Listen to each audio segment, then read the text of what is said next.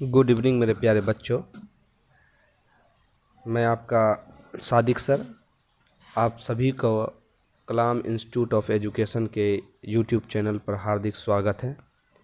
मेरे प्यारे बच्चों, हमने कल जो टॉपिक्स पढ़ के छोड़ा था वो ये अंतिम टॉपिक्स था जहाँ पे हम लोग ने पढ़ के इसको छोड़े थे। तो यहाँ तक हमने अपना पूरा सेशन को कर चुके थे। अगर आपको इस सेशन का वीडियो देखना है तो आप कलाम इंस्टीट्यूट ऑफ एजुकेशन के यूट्यूब चैनल पर चले जाइए।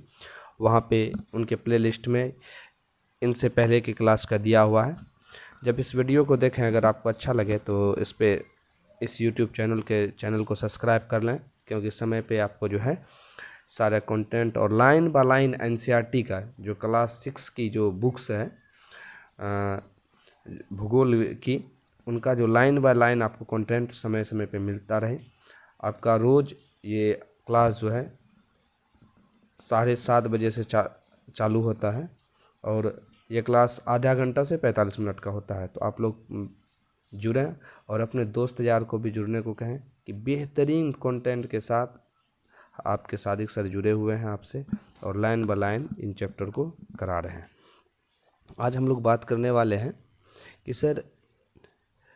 करने वाले हैं क्या कि अगला टॉपिक ने हम सब ने कवर किया था कि महादेश, जैसे हमने पढ़ा था यूरेशिया किसको बोलते हैं सर, यूरोप प्लस एशिया वाला ये क्षेत्र को यूरेशिया बोलते हैं। अफ्रीका पढ़ चुके थे, दक्षिणी अमेरिका, उत्तरी अमेरिका पढ़े थे, अंटार्कटिका पढ़ लिए थे, उनके बाद ऑस्ट्रेलिया पढ़ लिए थे। इसी तरह से हम लोगों ने फिर किन को कवर किया था सर, महासागर को किया था। तो सबसे बड़ा था इधर सर प्रशांत है, यहाँ पे प्रशांत को हमने कवर किया था। उसके बाद अटलांटिक महासागर को किया था, फिर आर्कटिक महासागर को किया था, फिर हमने दक्षिणी महासागर को किया था, फिर यहाँ पे क्या था हिंद महासागर के फिर क्षेत्रों को हमने देखा था। दक्षिण में सर ऑस्ट्रेलिया था, दक्षिण में सर अंटार्कटिका पड़ता है, और उसके बाद सर पश्चिम में अफ्रीका, उत्तर में यूरोप प्लस एशिया और पूरब में ऑस्ट्रेलिया को हमने फिर से एक बार हम बता देते हैं कि सर हमको पूरब साइड के सबसे उत्तर साइड की ओर चलेंगे तो उत्तर साइड में हमको मिल जाएगा sir Eurasia, Europe plus Asia. तो इसको हम लोग बोलते हैं यूरेशिया। तो ये वाला साइड जो टच करता है, ये वाला जो साइड टच करता है तो इसको बोलते हैं यूरेशिया। मतलब हिंद महासागर के उत्तरी क्षेत्र को बोलते हैं हम लोग सर, जो ज़मीन का हिस्सा पड़ता है, जो महादेश पड़ता है, यूरेशिया पड़ता है। पश्चिमी क्षेत्र में सर अफ्रीका पड़ता है, पूर्वी क्षेत्र में ऑस्ट्रेलिया पड़ता है, और दक्षिणी क्षेत्र में अंटार्कटिका या दक्षिणी महासागर पड़ते हैं। इन सभी चीज़ों को हमने क्या किया था, पढ़ लिया। तो आज हम लोग का जो अगला टॉपिक सेशन होने वाला है वो सेशन है सर महासागर और आपदाएं। सबसे पहले इस अध्याय के आरंभ में दिए गए पृथ्वी के चित्र को फिर से देखिए। आपको ध्यान दिया होगा कि पूरी पृथ्वी पर कुछ सफ़ेद आकृतियां दिखाई देती है। क्या आप अनुमान लगा सकते हैं कि ये क्या हैं? वे बादल के विशाल समूह हैं। ये बादल महाद्वीप में वर्षा लाते हैं। उदाहरण के लिए भारत में होने वाली अपेक्षित मानसून वर्षा महासागरों से उत्पन्न होती है। तो अब जानते हैं हम लोग कि भारत के दो क्षेत्रों में, कल हम लोग ने पढ़ा था, भारत के दो क्षेत्रों में समुद्र पड़ते हैं। एक तरफ खाड़ी पड़ती है, एक तरफ सागर पड़ते हैं। तो जो भारत का पूर्वी हिस्सा है जिसको हम देख रहे हैं अभी तीर से, वो बंगाल की खाड़ी कहलाती है। ये क्या कहलाती है? बंगाल की खाड़ी कहलाती है। और पश्चिमी हिस्सा, भारत के जो पश्चिमी क्षेत्र हैं, उन सभी हिस्सों को हम लोग क्या बोलते हैं? तो सर उसको हम लोग अरब सागर, उस हिस्से को हम लोग क्या बोलते हैं? अरब सागर पड़ते हैं। अब इसको हम एक बार और जूम करके आपको दिखा रहे हैं। यहाँ देखिएगा, एक बार हम अब जूम करके आपको दिखा रहे हैं। तो अभी हम लोग पूर्वी हिस्सा के बारे में पढ़ते हैं। पूर्वी हिस्सा में जैसे मानसून आती है तो इन हिस्सों में क्या होता है, कभी कभी समुद्री भूकंप के कारण यहाँ पे क्या होता है, दबाव उत्पन्न होता है, और यहाँ से क्या होते हैं, तूफान या बवंडर, यहाँ से पानी का दबाव बढ़ता है, और यहाँ से जो हवाएं हैं तीव्र गति से चलती है, और ये किससे टकराती है सर? स्थला भूमि से टकराती है। स्थला भूमि से क्या करती है? ये टकराती है। जब स्थला भूमि से ये टकराती है तो यहाँ पे क्या होता है, जोरदार बारिश होती है। क्या होता है इन क्षेत्रों में? क्या होती है? जोरदार बारिश होती है। इन क्षेत्रों में क्या होती है? जोरदार बारिश होती है। इन क्षेत्रों में काफ़ी तेज हवा के साथ जोरदार बारिश होती है। ऐसे हवा और तेजदार बारिश को हम लोग मानसून या चक्रवात या बवंडर या तूफान जो भी कहिए ये कहते हैं। तो ये किस क्षेत्र से होती है? तो भारत के पूर्वी क्षेत्र में। तो भारत के पूर्वी क्षेत्र में कौन कौन राज्य पड़ते हैं? तो सर अरब सागर से लगे हुए कौन कौन राज्य पड़ते हैं, तो याद रखिएगा, तो वो सबसे पहले पड़ते हैं सर वेस्ट बंगाल, डब्लू, यहाँ वेस्ट बंगाल पड़ता है। इस साइड में सर उड़ीसा पड़ता है। फिर आगे चलेंगे सर आंध्र प्रदेश पड़ता है, आंध्र प्रदेश पड़ता है। उसके बाद हम लोग चलेंगे तो सर इधर इस साइड में हमको, इस साइड में आपको मिल जाएगा सर, इस साइड में हम लोग को मिल जाएगा तो तमिलनाडु का क्षेत्र पड़ता है। इस साइड में तमिलनाडु सबका क्षेत्र पड़ता है। इधर यहाँ पे ये शायद ये इस एरिया में सर ये केरल का क्षेत्र पड़ता है। इन सभी राज्यों में, इन सभी राज्यों में जोरदार मूसलाधार क्या हो जाती है, वर्षा होने लगती है। जोरदार और मूसलाधार वर्षा होती है। कभी कभी ये वर्षा इतनी तेज होने लगती है कि इस क्षेत्रों में बाढ़ और जल जमाव की समस्या भी उत्पन्न होती है। तो ये किस किस कारण से होता है, तो सर ये बंगाल के खाड़ी में दबाव बढ़ने से या भूकंप या समुद्री ज्वार होने से होता है। तो सेम इसी प्रकार तो पूर्वी पश्चिमी हिस्से में भी होता है। तो पश्चिमी हिस्से में सर कौन है, तो अरब सागर पड़ता है। कौन पड़ता है सर, अरब सागर। कहाँ से पड़ता है सर, ये गुजरात से शुरू होता है। गुजरात है, महाराष्ट्र है, थोड़ा सा इधर गोवा पड़ जाता है सर, इधर यहाँ पे हो गया आपको, इस साइड में केरल सब पड़ जाता है सर। तो इन सभी हिस्सों में जो है, इन सभी हिस्सों में काफ़ी अरब सागर के कारण दबाव बढ़ता है। तो जिसके कारण क्या होता है, इन सभी क्षेत्रों में मानसून आती है और इन सभी क्षेत्रों में वर्षा होती है। और यहाँ पे वर्षा होने के कारण भी है, इन सभी क्षेत्रों में पहाड़ भी हैं सर, बड़ी बड़ी पहाड़ भी हैं। और इस जगह क्षेत्र में वन भी ज़्यादा तेज हैं सर, ये सभी क्षेत्रों में वन भी, घने वन हैं। तो इन सभी क्षेत्रों में वर्षा होती है। वर्षा होने का कभी कभी ये वर्षा का जो तूफान है, तो ये कभी तेज हवा के साथ आते हैं और इस सभी हिस्सों को क्या कर देते हैं, तूफान चक्रवात से प्रभावित करते हैं। ये जो दिख रहे हैं, ये इन सभी हिस्सों में तूफान और चक्रवात से क्या करते हैं, प्रभावित करते हैं। अब हम लोग चलते हैं सर, इनको तो हमने समझ लिया कि भारत में होने वाली अपेक्षाकृत मानसून, भारत में होने वाली, यहाँ पे लाइन को पढ़ते हैं हम लोग, भारत में होने वाली अपेक्षाकृत मानसूनी वर्षा महासागरों से उत्पन्न, महासागरों से क्या होता है बेटा, महासागरों से उत्पन्न, महासागरों से उत्पन्न, महासागरों से उत्पन्न एक मिनट थोड़ा सा इसको और साफ कर, हाँ अब ठीक है। महासागरों से क्या होती है, उत्पन्न होती है। इस वर्षा के अभाव से हमारी कृषि पूरी पूरी जीवन अस्त व्यस्त हो जाता है। महासागरीय तूफान को भी जन्म देती है। अत्यधिक वर्षा वाली विध्वंसन घटना अथवा अति प्रचंड हवाएं, चक्रवात, यानी विश्व के तटीय क्षेत्रों में दूर दूर तक क्या पहुंचाती है, क्षति पहुंचाती है। अभी हमने तुरंत बताया था, ये चक्रवात जो आएगी तो तटीय क्षेत्र, तटीय क्षेत्र वाला राज्य को हमको याद रखना है कि तटीय क्षेत्र वाला राज्य जो है उन सभी में काफ़ी तेज आंधी, पानी, हवा, चक्रवात, बवंडर ये सब आके टकराती है, जिससे जनजीवन क्या होता है, काफ़ी रूप से प्रभावित होता है। काफ़ी रूप से प्रभावित, घर द्वार, मकान, बड़े बड़े बिल्डिंग सब प्रभावित होते हैं। जल जो है, समुद्रीय जल क्या होते हैं, स्थलीय भाग में प्रवेश कर जाते हैं और जिससे कि स्थलीय भाग में प्रवेश जा जाते हैं, जिससे निचले भूमि जो होती है, निचले क्षेत्र में बसे हुए लोग क्या कर जाते हैं, उस क्षेत्र से पलायन करके ऊंची भूमि वाले स्थान पर जाते हैं, जिससे हर साल लाखों लोग इससे प्रभावित होते हैं और वो अपने जो पैतृक स्थान होता है उसको छोड़ करके ऊंची भूमि, स्वच्छ भूमि या ऊंची भूमि की ओर जाना पसंद करते हैं। ये माइग्रेट होता है हर साल जो होता है, जिससे क्या होता है, जनजीवन काफ़ी रूप से प्रभावित होता है। अब चलते हैं बेटा, हम अगली बात चलते हैं, आगे पढ़ते हैं। आगे क्या कहता है कि एक अन्य प्राकृतिक आपदा सुनामी भी समुद्र में से उत्पन्न होती है। अभी तुरंत हमने पढ़ा है, समुद्र से में क्या आती है, सुनामी आती है। यह विशाल और शक्तिशाली तरंगें होती है। ये क्या होती है, विशाल और शक्तिशाली तरंगें होती है, जो महासागरीय तल में तीव्र भूकंप अथवा ज्वालामुखी के फटने के कारण आती है। सुनामी 1000 किलोमीटर तक जाकर तटीय क्षेत्रों को डुबो सकती है, जिससे व्यापक स्तर से क्या होती है, हानि होती है। अब याद रखिएगा, अभी हमने तुरंत बताया सुनामी होता है, सुनामी क्या होता है, 1000 किलोमीटर तक जाके, हजार। अब बताइए कि इतना तेज ये हवाएं होती है, ये भूकंप होता है, ज्वालामुखी विस्फोट होता है समुद्र के अंदर, जिसके कारण ये तरंगें उत्पन्न होती है, जो तटवर्ती इलाकों को काफ़ी पूर्ण रूप से प्रभावित करती है। अब भारत में कब कब जो और विश्व में कब कब सुनामी आई है, तो उनके बारे में हम देखेंगे। 26 दिसंबर 2004 के दिन हिंद महासागर के पास भारत और अन्य 13 देश प्रचंड सुनामी के प्रभावित हुए। यह सुनामी इंडोनेशिया में आए भूकंप के कारण आई थी। इंडोनेशिया एक देश है, जानते हैं, हम लोगों ने पढ़ा है। इंडोनेशिया देश में आए भूकंप के कारण हुई थी। अब देखिए, इंडोनेशिया में आए भूकंप के कारण, तो आपको याद रखना होगा मेन बात क्या है, 26 दिसंबर 2004 भारत के साथ साथ किस में, 13 अन्य देशों में। तो किस महासागर में सर, हिंद महासागर में। समझ में आया। इस चीज़ों को आपको बेटा याद रखना है कि इंडोनेशिया में आए भूकंप के कारण आई थी। इस आपदा में 2 लाख से अधिक लोग की जान गई थी। तो याद रखिएगा कितना लाख, तो 2 लाख सर, कितना लाख सर हुआ था, लोगों की जान गई, 2 लाख लोगों की जान गई थी। कितने देशों में, कुल मिलाकर 13 देशों में जान गई थी। भारत में अंडमान एवं निकोबार द्वीप समूह, अंडमान एवं निकोबार द्वीप समूह में संबंधित उपखंडों को भी देखिए। तमिलनाडु और केरल के तटीय क्षेत्रों में इतने भीषण रूप से प्रभावित हुए कि जान माल की अत्यधिक क्षति हुई। तो आप देखिएगा तमिलनाडु, हमने अभी तुरंत बताया आपको, कहाँ पे, तमिलनाडु। कहाँ पे बेटा, तमिलनाडु और केरल। तो ये देखिए आपका यहाँ पे छोटा छोटा जो दिख रहा है ना, ये जो आप देख रहे हैं, ये अंडमान एवं निकोबार है। ये अंडमान एवं क्या है, निकोबार द्वीप समूह है। 543 द्वीप है बेटा, एक छोटा नहीं है, 543 द्वीप का ये समूह है। ये जो आपको बिंदा बिंदा देख रहा है ना, जो छोटा छोटा है, लेकिन कुल मिलाकर कितना है, 543 द्वीप है इस जगह पे। ये द्वीप हैं जो भारत के क्षेत्रों में क्या होती है, पाई मौजूद है।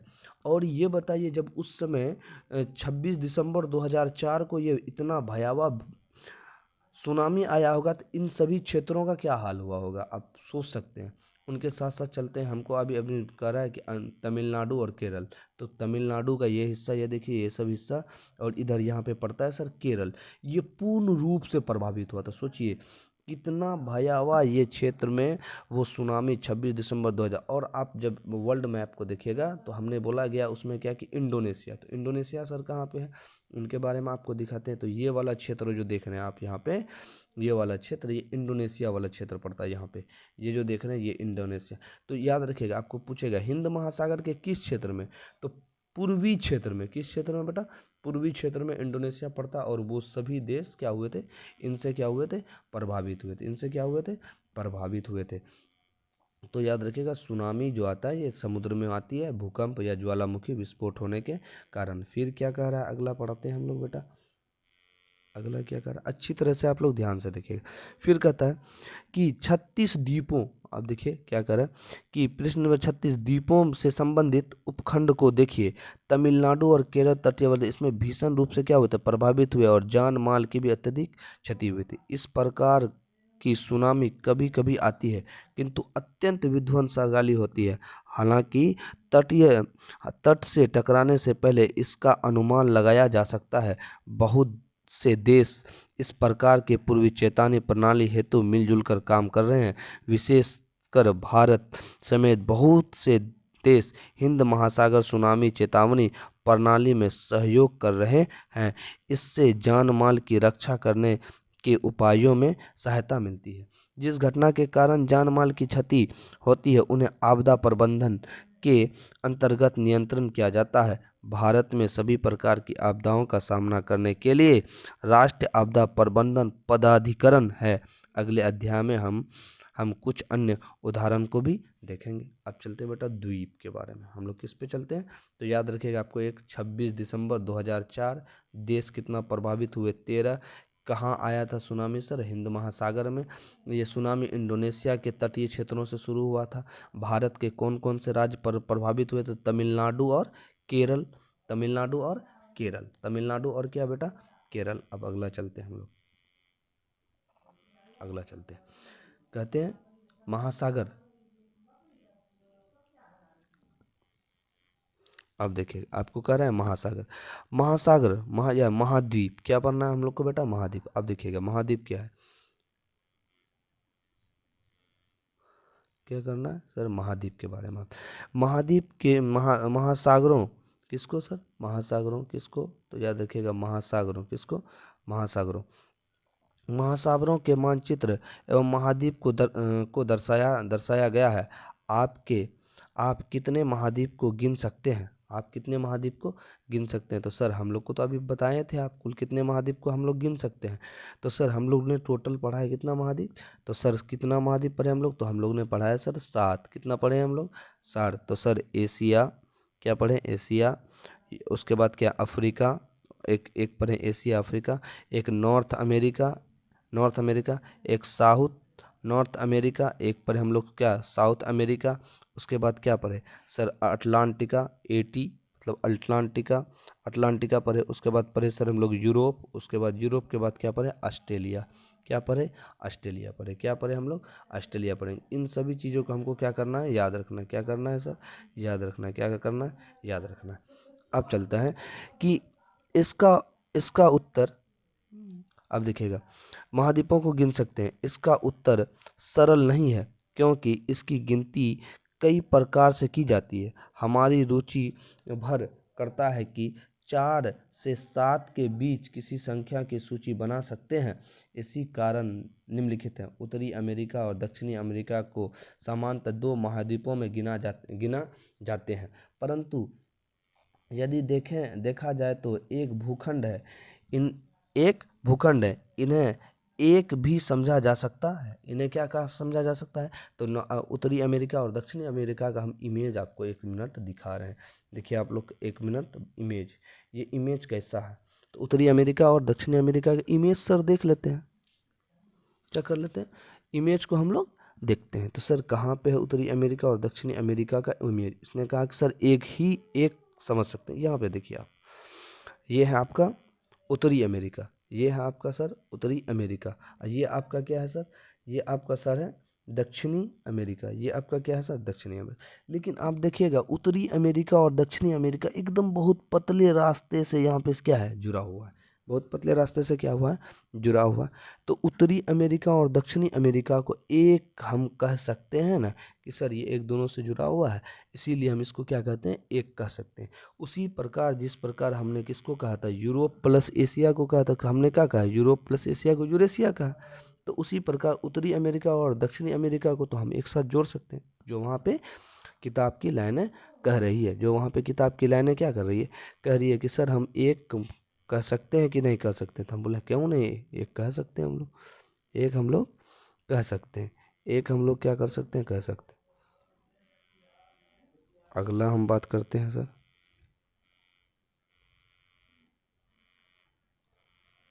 अब यहाँ पे थे हम लोग तो इसके बारे में बात कर सकते हैं सर कि अगला हम क्या कर सकते हैं सर, अगला सवाल हम बात करते हैं।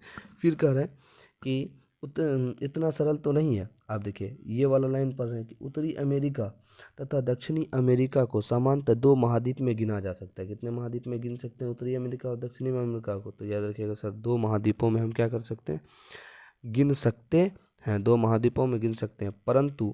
परंतु यह एक भूखंड है जिन्हें एक ही समझा जा सकता है, जिन्हें क्या समझा जा सकता है तो एक ही समझा जा सकता है। यूरोप और एशिया को 2 महाद्वीप माना जाता है, यद्यपि मानचित्र में यदि स्पष्ट दिखाई देता है कि वह एक ही भूखंड है। ऐतिहासिक और सांस्कृतिक कारणों से यूरोप का विकास एशिया के विकास से बहुत भिन्न हुआ है। इसीलिए अब यहाँ पे इसीलिए इन्हें 2 महाद्वीप के रूप में देखा जा सकता है। हालांकि भूगर्भ शास्त्री सामान्यतः इन्हें एक ही महाद्वीप मानते हैं, जिसे हम क्या कहते हैं यूरेशिया कहते हैं, जिसे हम लोग क्या कहते हैं तो जिसे हम लोग सर यूरेशिया कहते हैं, जिसे हम लोग क्या कहते हैं तो यूरेशिया कहते हैं, जिसे हम लोग क्या कहते हैं यूरेशिया कहते हैं, याद रखिएगा जिसे हम लोग यूरेशिया कहते हैं। अफ्रीका और यूरोप को समानतः 2 महाद्वीप समझा जाता है और कभी अफ्रीका और यूरेशिया को समानतः 2 महाद्वीप समझा जाता है और कभी कभी एक भी समझा जाता है। आप तालिका में महाद्वीप को अलग अलग प्रकार की गिनती को सार रूप में लिखिए। जैसे यहाँ कहा गया है तो महाद्वीप की गिनती 4 महाद्वीप है, 4 महाद्वीप में पैसा किसको दिया अफ्रीका और यूरेशिया, ठीक बेटा अफ्रीका और यूरेशिया, उसके बाद क्या दे दिया अमेरिका, उसके बाद किसको ले लिया गया सर अंटार्कटिका, उसके बाद किसको लिया गया ऑस्ट्रेलिया। तो कितना हो गया अफ्रीका और यूरोप दोनों मिलके एक, अमेरिका एक, अंटार्कटिका एक और ऑस्ट्रेलिया एक। फिर 5वां महाद्वीप के रूप में देखिए कैसे किया गया, अफ्रीका को अलग कर दिया गया, अमेरिका अंटार्कटिका ऑस्ट्रेलिया और यूरेशिया, इसमें कितना कर दिया गया 5।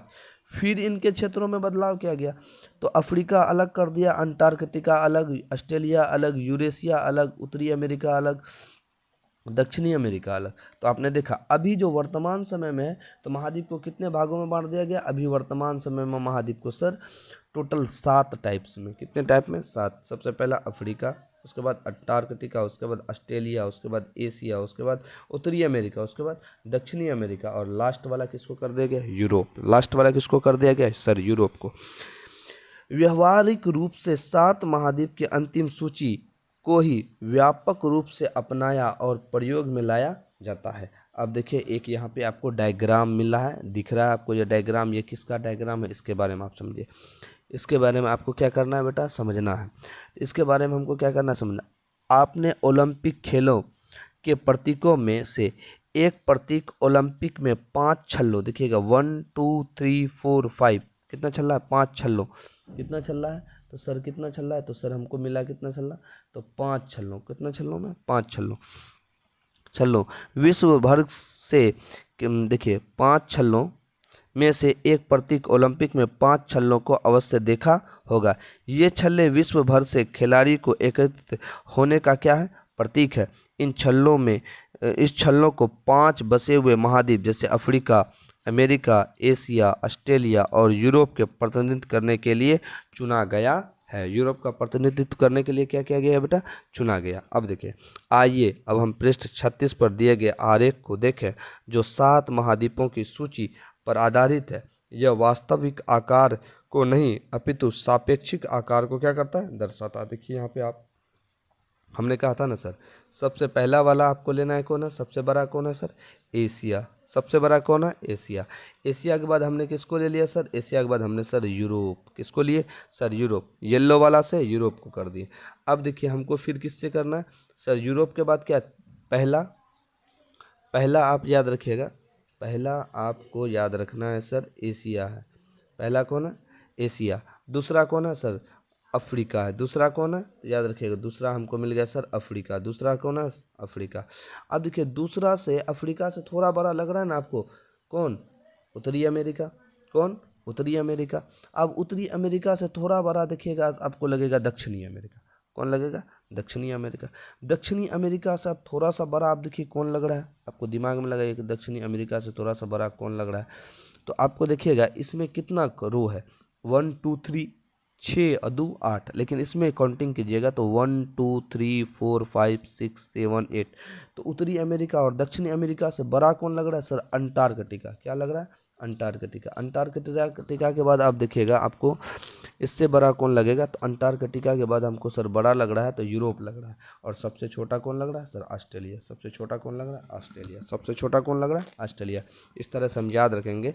सबसे बड़ा सर एशिया, दूसरा नंबर पे अफ्रीका, तीसरा नंबर पे सर उत्तरी अमेरिका, चौथा नंबर पे सर दक्षिणी अमेरिका, पाँचवें नंबर पर सर अंटार्कटिका, छठे नंबर पे सर यूरोप, और सातवें नंबर पे बेटा ऑस्ट्रेलिया। ऑस्ट्रेलिया को हम लोग क्या बोलते हैं? ओशिनिया भी बोलते हैं। ऑस्ट्रेलिया को हम लोग क्या बोलते हैं? ओशिनिया भी बोलते हैं। तो याद रखिएगा, पहला सर एशिया, एशिया महादेश। दूसरा कौन है? अफ्रीका महादेश। तीसरा सर कौन है?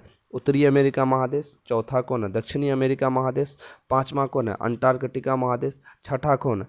यूरोप महादेश। और सातवां बेटा कौन है? तो याद रखिएगा ऑस्ट्रेलिया। फिर एक बार हम लोग नीचे से पढ़ते हैं। सबसे छोटा कौन है? ऑस्ट्रेलिया। उससे बड़ा कौन? यूरोप। उनके बाद कौन? अंटार्कटिका। उसके बाद कौन है? उत्तरी अमेरिका, यहाँ पे जो है। उसके बाद सॉरी दक्षिणी अमेरिका। उसके बाद कौन? उत्तरी अमेरिका। उसके बाद कौन? अफ्रीका। और लास्ट वाला कौन है? एशिया। लास्ट वाला कौन है बेटा? एशिया। लास्ट वाला कौन? एशिया। अब चलते हैं हम लोग फिर आगे। आप कहता है कि आइए पता लगाते हैं वर्गों की संख्या को गिनती और सबसे बड़े एवं सबसे छोटे महाद्वीप का नाम बताइए। तो सबसे बड़े और सबसे छोटे, तो सबसे बड़ा और सबसे बड़ा कौन है सर? एशिया। सबसे बड़ा कौन हो गया? तो एशिया। और उस सबसे छोटा कौन है? तो ऑस्ट्रेलिया। सबसे छोटा कौन? ऑस्ट्रेलिया। और कौन सा महाद्वीप बड़ा है? उत्तरी अमेरिका अथवा दक्षिणी अमेरिका, अफ्रीका अथवा उत्तरी अमेरिका, अंटार्कटिका अथवा ऑस्ट्रेलिया। तो सबसे बड़ा इनमें से कौन सा महाद्वीप बड़ा है? तो उत्तरी अमेरिका बड़ा है कि दक्षिणी अमेरिका बड़ा है? अफ्रीका बड़ा है कि उत्तरी अमेरिका बड़ा है? अंटार्कटिका बड़ा है या ऑस्ट्रेलिया? तो आपको याद रखिएगा इसमें इन जो रो दिया हुआ उसमें अफ्रीका जो है सबसे बड़ा है। सबसे बड़ा है क्योंकि एशिया के बाद कौन आता है? अफ्रीका आता है। एशिया के बाद कौन आता है? अफ्रीका आता है। देखिए यहाँ पे एशिया के बाद दूसरे नंबर पे सबसे बड़ा कौन है? तो सर अफ्रीका है। इसीलिए दूसरा नंबर पे जो होगा वो सबसे बड़ा। उसके बाद कौन है सर? उत्तरी अमेरिका है। उसके बाद कौन है सर? उत्तरी अमेरिका है अथवा दक्षिणी अमेरिका। उसके बाद कौन है? दक्षिणी अमेरिका है। तब अंटार्कटिका है सर। और लास्ट में कौन हो गया? ऑस्ट्रेलिया है। आरेख में यूरोप और एशिया को हरे रंग से भरिए और उसे यूरेशिया नाम दीजिए। तो हमको कह रहा है कि सर इसको हमको किस रंग से भरना है? हरे रंग से भरना है। किसको? यूरोप और एशिया को। यूरोप और एशिया को किस रंग से भरना है सर? हरे रंग से। तो लीजिए भैया हरे रंग से भर दीजिए। और बेटा हमको किस रंग से भरना है? तो याद रखना हरे रंग से सर। किस रंग से? तो हरे रंग से। तो इसको हमने क्या किया, इसे ले लिए और इसके अंदर में क्या कर देते हैं? तो सर हरा रंग से क्या कर दिए? हम इसको भर दिए। क्या कर दिए? भर दिए। तो इसका नाम उसने कहा क्या बोलने के लिए? सर यूरेशिया बोलने के लिए। तो क्या बोला? यूरोप प्लस एशिया, तो ये क्या बन गया? यूरेशिया। अब देखिए अगला कहता है छोटे महाद्वीप से लेकर बड़े महाद्वीप तक की सूची बनाइए। तो छोटा तो हमने अभी तुरंत पढ़ा है सर। छोटा कौन है? सबसे सबसे छोटा आपने आपने तुरंत पढ़ा है सर। सबसे छोटा कौन है? तो सर सबसे छोटा है ऑस्ट्रेलिया। सबसे छोटा कौन है सर? अभी तो आपने खुद पढ़ा है। तो सबसे छोटा सर ऑस्ट्रेलिया। उसके बाद छोटे महाद्वीप से लेकर बड़े, उसके बाद कौन है? ऑस्ट्रेलिया के बाद कौन है सर? यूरोप। यूरोप के बाद अंटार्कटिका। उसके बाद क्या है? दक्षिणी अमेरिका। उसके बाद उत्तरी अमेरिका। उसके बाद अफ्रीका और सबसे बड़ा सर अपना एशिया। सबसे बड़ा अपना कौन बेटा? एशिया। सबसे बड़ा अपना कौन बेटा? एशिया। अब चलते हैं द्वीप किसे कहते हैं? द्वीप आया। यदि आप इस अध्याय में आरंभ में दिए गए दो मानचित्रों को ध्यानपूर्वक देखेंगे तो आप पाया होंगे कि महाद्वीप में संपूर्ण खंड सम्मिलित नहीं है। भूमि के कुछ छोटे छोटे टुकड़े भी छूट गए हैं। चारों ओर जल से घिरे हुए भूखंड को द्वीप कहते हैं। चारों ओर जल से घिरे हुए भूखंड को क्या कहते हैं? द्वीप कहते हैं। महाद्वीप भी चारों ओर जल से घिरे हैं किंतु आकार में बड़े होने के कारण उन्हें द्वीप नहीं कहा जाता। इस ग्रह पर विभिन्न आकार के लाखों द्वीप हैं। आप बोलते हैं सर द्वीप किसे कहेंगे? तो आप चलिए यहाँ पे आइए, एक चीज़ दिखाते हैं आपको बहुत अच्छी तरह से। बहुत अच्छी तरह से आपको समझना है बेटा। आपको यहाँ देखना है, आपको दिखना है यहाँ पे। और आते हैं हम लोग, आते हैं और आगे आते हैं और आते हैं तो और थोड़ा सा जहाँ हम लोग पढ़े होंगे यहाँ पे पढ़े थे हम लोग। देखिए ये जब हम इमेज देखते हैं तो बेटा इसमें देखते होंगे तो महाद्वीप में छोटे छोटे ये सब एरिया दिख रहा होगा आपको। कौन सब एरिया? ये सब एरिया आपको क्या हो रहा है? दिख रहा है। यहाँ पे दिख रहा है आपको एरिया। कौन सब? यहाँ पे एरिया क्या है आपको दिख रहा है। तो ये सब एरिया जो दिख रहा है आपको, ये छोटा छोटा द्वीप जो है, ये सब जो एरिया है ज़मीन का छोटा छोटा टुकड़ा है, इसी को हम लोग क्या बोलते हैं सर? द्वीप बोलते हैं। क्या बोलते हैं हम लोग? द्वीप बोलते हैं। क्या बोलते हैं हम लोग? द्वीप बोलते हैं। इसी को हम लोग क्या बोलते हैं? द्वीप बोलते हैं। हम लोग क्या बोलते हैं? द्वीप। तो द्वीप ऐसा नहीं है कि हम उसको नहीं बोलेंगे। जो जमीन का छोटा टुकड़ा है दिख रहा है आपको, यहाँ पे छोटा छोटा टुकड़ा है, यहाँ पे छोटा टुकड़ा है, यहाँ पे छोटा टुकड़ा है, यहाँ पे छोटा टुकड़ा है, जो स्थल भाग से अलग हो। जैसे थोड़ी यहाँ पे याद रखिए ये जमीन का एक टुकड़ा है, इनके चारों ओर छोटे छोटे पानी की जल से घिरा हुआ हो, लेकिन छोटा हो। बड़ा होगा तो महादेश हो जाएगा, लेकिन होना चाहिए क्या सर? छोटा हो। तो उसी को हम लोग क्या कहेंगे? उसी को हम लोग से कहेंगे बेटा। जैसे यहाँ पे देखिए आपको दिख रहा होगा, ये एगो छोटा टुकड़ा है जो क्या है? जल से चारों ओर से घिरा हुआ है। तो इसको हम लोग क्या बोलेंगे सर? द्वीप बोलेंगे। क्या बोलेंगे बेटा हम लोग? एगो छोटा सा यहाँ पे टुकड़ा है, इसको हम लोग क्या बोलेंगे सर? इसको भी द्वीप बोलेंगे। समझे? फिर एक यहाँ पे देखिएगा आपको छोटा सा टुकड़ा है, यहाँ पे दो ठो है, इसको हम लोग क्या बोलेंगे? जल से घिरा हुआ है, द्वीप बोलेंगे। लेकिन ये जो बड़ा टुकड़ा है जल से घिरा हुआ, इसको बोलेंगे सर महाद्वीप। क्या बोलेंगे? महाद्वीप बोलेंगे। क्या बोलेंगे? महाद्वीप। और देखिए यहाँ पे एगो छोटा टुकड़ा है, इसको क्या बोलेंगे सर? हम लोग द्वीप। दुनिया में बहुत द्वीप हैं, बहुत द्वीप हैं, याद रखिएगा। ऐसा नहीं अभी आपको अगले लाइन में क्या कहा गया? पढ़ा दिया गया। अब आते हैं हम लोग अगले अपने जहाँ पे थे वहाँ पे। हमने आपको द्वीप समझा दिया, द्वीप सर किसे कहते हैं। बेटा टॉपिक को जब तक आप समझिएगा नहीं तो आपको समझ में नहीं आएगा कि कौन चीज़ क्या कह रहा है, क्या चीज़ क्या कह रहा है। तो द्वीप के बारे में हम लोग क्या कर गए? समझ गए। अब चलते हैं बेटा हम लोग आगे, और जो मोस्ट इम्पोर्टेंट टॉपिक है, जो मोस्ट इम्पोर्टेंट बात है उसको समझ। विश्व का सबसे बड़ा द्वीप याद रखिएगा बेटा, ग्रीनलैंड। एकदम बेहतरीन, एकदम इसको आपको एकदम घोल के समझिए, एकदम दिमाग में सेट रखना है कि सर विश्व का सबसे बड़ा द्वीप किसको बोलेंगे? तो हम लोग ग्रीनलैंड को बोलेंगे। किसको बोलेंगे? ग्रीनलैंड। ग्लोब अथवा मानचित्र पर उसे ढूंढें। उसके आकार को समझने के लिए आपको भारत के सबसे बड़े 10 राज्यों के क्षेत्र को जोड़ना होगा। अब भारत के सबसे बड़े 10 राज्यों के क्षेत्र को हमको क्या करना है सर? जोड़ना है। तो जोड़ने के लिए तो हमको इस बात का ध्यान में रखना होगा। तो सब याद रखें ग्रीनलैंड। किसको? ग्रीनलैंड को सबसे बड़ा क्या कहा जाता है बेटा? द्वीप कहा जाता है। ग्रीनलैंड को सबसे बड़ा द्वीप कहा जाता है। भारत में 1300 से अधिक द्वीप है। कितना है भाई? 1300 से अधिक द्वीप हैं। इनमें इन द्वीपों में इनमें मुख्य रूप से दो द्वीप समूह हैं। बंगाल की खाड़ी में स्थित अंडमान निकोबार द्वीप समूह, मतलब छोटे छोटे द्वीप के टुकड़े को हम लोग समूह बोलते हैं, एवं अरब सागर में लक्षद्वीप समूह। 1981 में भारत अंटार्कटिक कार्यक्रम के अंतर्गत अंटार्कटिका में अन्वेषण किया जा रहा है। अंटार्कटिका में ऐसे द्वीप हैं जहाँ की जलवायु बहुत अधिक कठोर और ठंडी और कठोर है।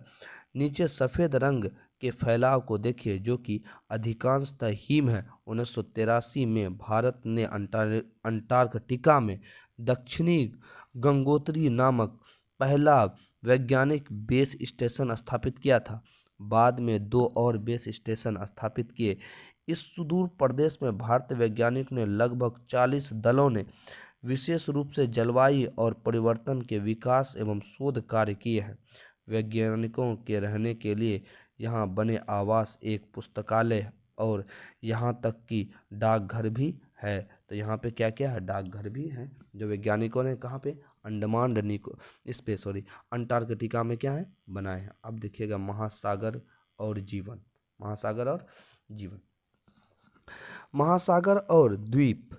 महासागर और द्वीप पर्यावरण में अति आवश्यक भाग है।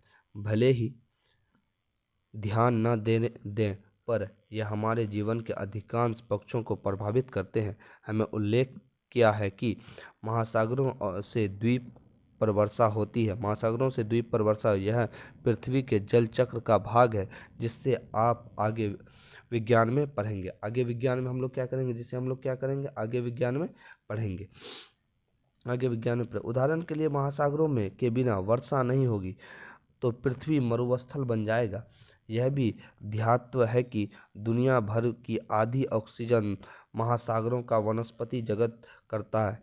इसीलिए इन्हें पृथ्वी का फेफड़ा भी कहा जाता है। किसको सर, महासागरों को। किनको, महासागरों को। पृथ्वी का फेफड़ा किसे कहा जाता है, तो याद रखिएगा महासागरों को पृथ्वी का फेफड़ा कहा जाता है। इस प्रकार महासागर जलवायु को नियंत्रण और पृथ्वी पर जीवन को बनाए रखने में महत्वपूर्ण योगदान देता है। अब देखिएगा महासागर हमको क्या देता है, महत्वपूर्ण योगदान देता है।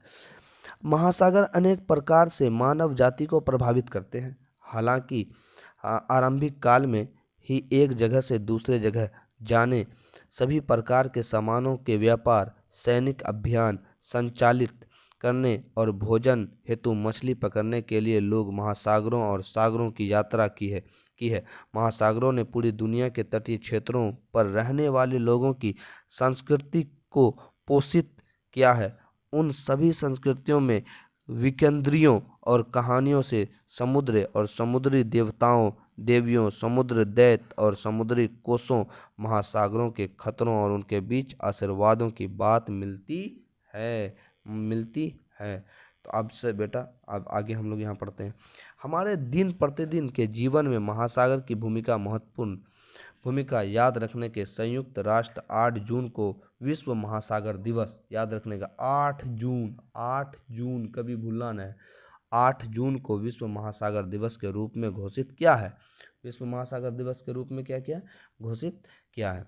क्योंकि महासागर भोजन और औषधि के प्रमुख स्रोत हैं, जैव मंडल के महत्वपूर्ण भागों के रूप में हमारे ग्रह के फेफड़ों के रूप में कार्य करते हैं। वैज्ञानिक अध्ययन से पता चलता है कि मानव की बढ़ती समुद्रिक गतिविधियों ने महासागर को प्रदूषित किया है। हम प्रति वर्ष लाखों टन प्लास्टिक कचरा समुद्र में फेंकते हैं, जो समुद्र जीव जंतु को कष्ट संकट में डालता है। प्रदूषण के और भी बहुत से प्रकार होते हैं, परिणाम स्वरूप समुद्र पर्यावरण का खतरा मंडरा रहा है।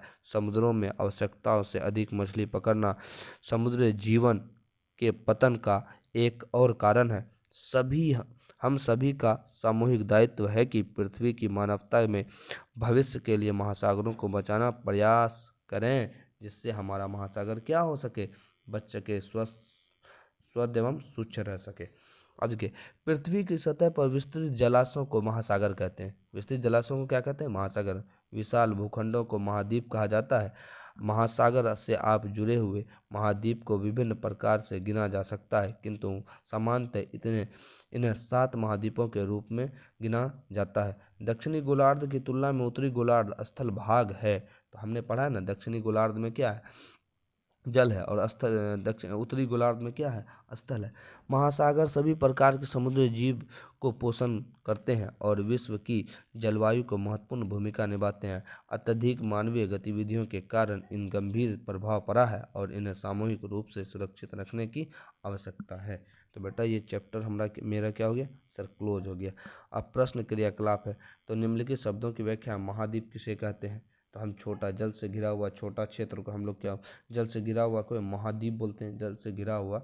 स्थल का वह भाग जो चारों ओर से किससे घिरा हो, मतलब स्थल का सबसे बड़ा भाग, छोटा नहीं समझना, सबसे बड़ा भाग जो चारों ओर से जल से घिरा हो उसको बोलते हैं हम लोग सर महाद्वीप। महासागर किसे बोलते हैं, तो जल का वह क्षेत्र जो काफ़ी मात्रा में किससे किससे घिरा हो, जल से घिरा हो। पृथ्वी का वह क्षेत्र जो काफ़ी मात्रा में जल से घिरा हो उसको क्या बोलते हैं, महासागर बोलते हैं। द्वीप एक छोटा सा भाग है जो चारों ओर से, स्थल का वह छोटा सा भाग जो चारों ओर जल से घिरा हुआ उसे क्या कहते हैं हम लोग, द्वीप कहते हैं। तो फॉर एग्जाम्पल आपको हम यहाँ पे एकदम तीनों चीज़ों के बारे में जानकारी दे देते हैं कि ये कैसे है। सबसे पहले आपको यहाँ देखिएगा सर, ये स्थल है, और ये देख रहे हैं आप क्या है, ये सब क्या है, ये स्थल है, ये सब क्या है, ये स्थल है। स्थल का एक बड़ा भूभाग दिख रहा है आपको, दिख रहा है ना, इस तरह से, इस तरह से। और ये चारों ओर देखिएगा, ये साइड में ब्लू कलर का जो है ये क्या है, जल है, जल से घिरा हुआ, इसको बोलेंगे हम लोग क्या, महाद्वीप। अब देखिएगा इसी में महासागर किसे कहते हैं, तो पृथ्वी का वह भाग, पृथ्वी का वह भाग देखिए, पृथ्वी का वह भाग देख रहे हैं आप लोग, पृथ्वी को देख रहे होंगे, पृथ्वी का वह भाग जहाँ पे जल, जहाँ पे क्या है, सिर्फ जल ही जल है, जल है, जल ही जल है, ब्लू कलर का दिख रहे हैं वो जल ही जल है, ये सब क्या है, जल ही जल है, उसे क्या कहेंगे, महासागर बोलेंगे, महासागर। तो महादेश की संख्या कितनी है, तो महाद्वीप की संख्या 7 है, महासागर की संख्या क्या है, 5 या नहीं तो 6 है, और द्वीपों की संख्या तो अनगिनत है।